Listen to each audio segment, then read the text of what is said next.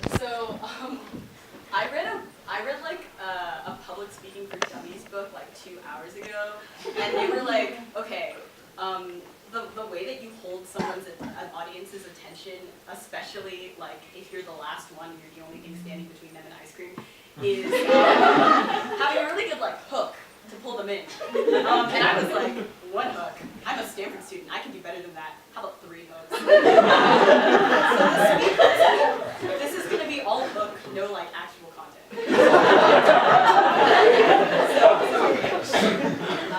For one, hi, I'm Meilan, and today I'm going to teach you how to time travel.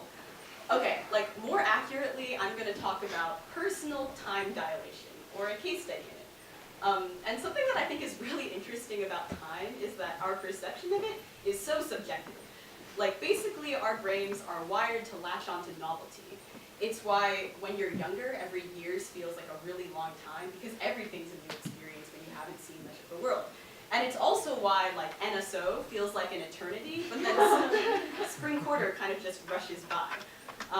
And what I think is especially interesting about this is the fact that none of us really have control over how much time we have, but what we do have more control over is how long that time feels. So, I'm just going to leave that there. Okay. Number 2. Hi, I'm Meilan, and I'm a slave to my routine. I feel like all of us are kind of like this. Like, we all kind of just do the same things every day. Like, forget the world. Like, Stanford has a lot to offer, but like, you get up, you go eat breakfast, you go to class. If you're a CS major, you don't go to class. Yeah, I know. CS are jokes, crash users. I can relate. Anyway, and then you come home, and then you go to bed.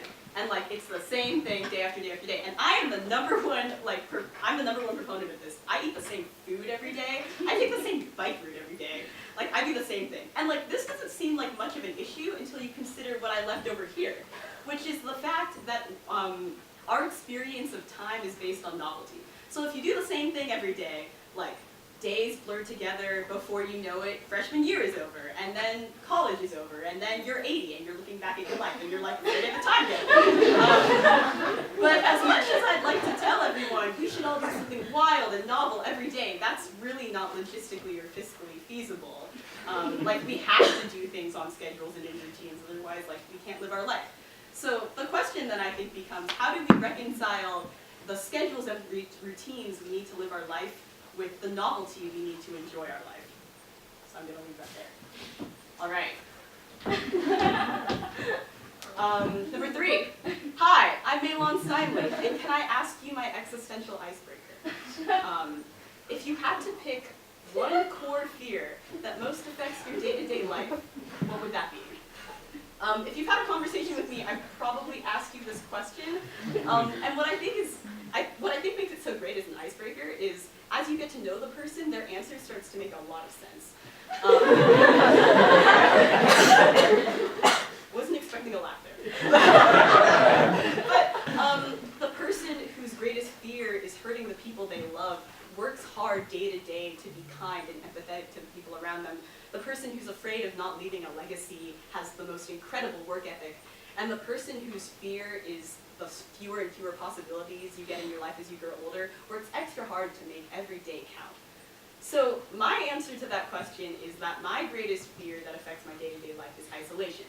And I don't mean being alone, like I vegetate in my room watching Netflix as much as the next person. I mean isolation in so much that we're all beholden to our own perspectives. And that sounds a little trite, like we're all our own person, but like I really want you to absorb the enormity of that statement. So imagine yourself, everything that yourself is, the whirling universe that you occupy. And now think of all of the little parts of yourself you've never showed anyone, the parts of yourself you hide from the world, the parts of yourself you hide from, the little ways that you feel like you're destined for greatness, and the little ways that you feel like you're a little more broken than everyone else. And all of that nuance, all of that, everyone else has that too. That's the scope of the human experience. We are never going to be able to live in a universe that we're not the center of. And so when I say my fear is isolation, I mean my fear is that I'm never going to be able to transcend my own universe. Because I know what that's like. I live in that every day. I walk around and it's the same. And it starts to feel small after a while. So when I say, what I want to do, okay, yeah, sorry.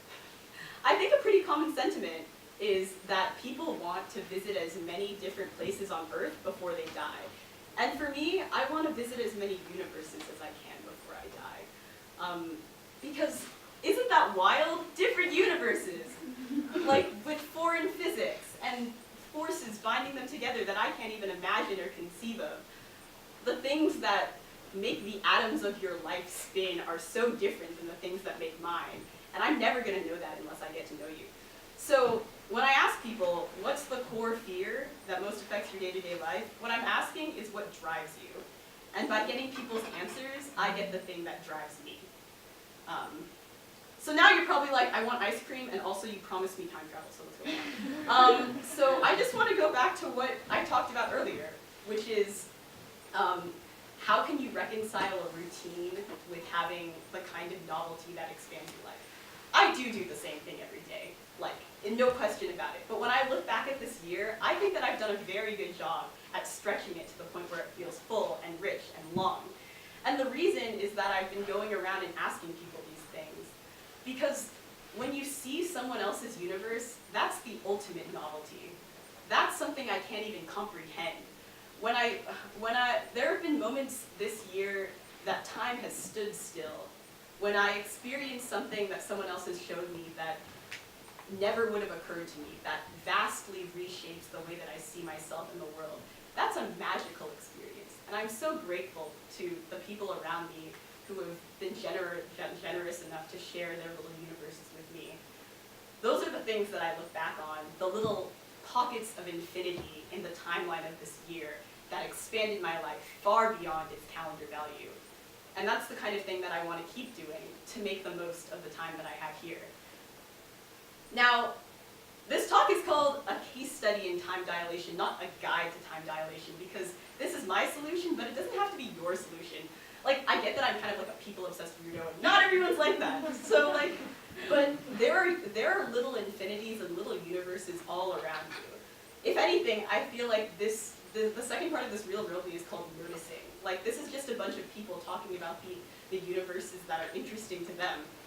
I remember one dinner that I really remember. I was like sitting eating fruit. It was pineapple, and I was like, wow, I don't know much about pineapple. So I Wikipedia'd pineapple, and as it turns out, pineapples are berries, guys. What? Berries. I mean, maybe you knew that, but it was super wild to me, and I'm always going to remember that, and I'm always going to remember that pineapples are berries. And that one dinner, which would have been like random and lame, is now forever in my memory. So I guess what I'm saying is that it's really hard in your life to avoid doing like the day-to-day things of having to go to the dining hall to eat dinner, but it's really easy to make eating in the dining hall a meaningful experience. So go out, find your universes, and enjoy your ice cream.